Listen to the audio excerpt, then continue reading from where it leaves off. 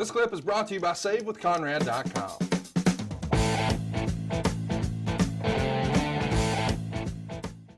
Chris says, Hogan said on Austin's podcast about a year ago he wanted to turn heel after WrestleMania 6 and possibly feud with Savage.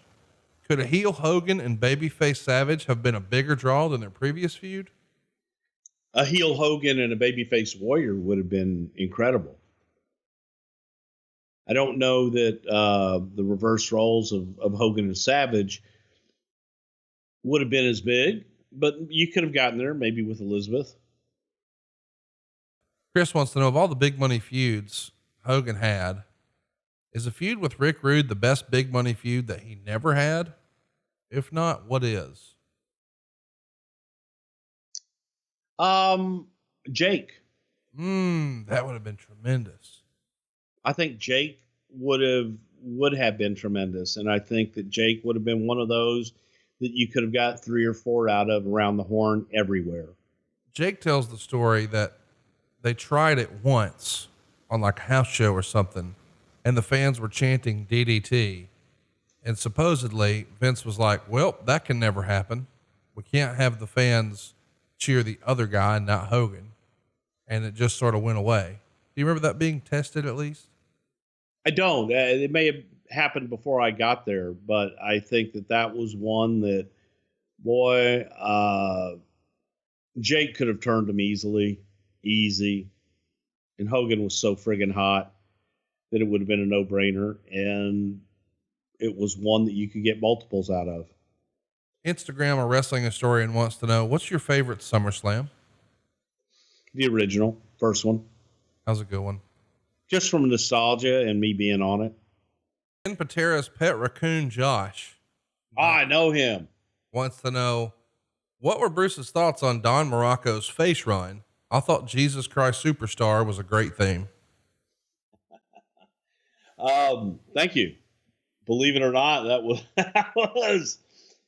was something that came about in a meeting looking for Don's music and ribbing Vince about his production. He did a live production of Jesus Christ Superstar in a park in the middle of a thunderstorm.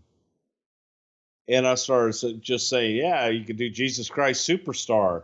And he's saying it just to kind of mess with him. And then it was like, God damn, that's it.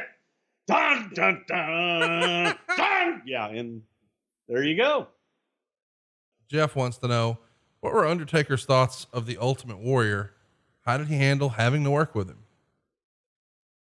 First of all, it was money. And second of all, it hurt like hell. But Undertaker was also at a place, stature wise, that Warrior didn't work with him the way that he worked with people that were not that big and that could hit back type thing. Not one of his favorite programs by any stretch of the imagination, but it was a big time spotlight issue. So yeah, I think that Taker really liked it from that vantage point because it put him in the spotlight. Brian wants to know, is Goldberg the modern version of the Ultimate Warrior?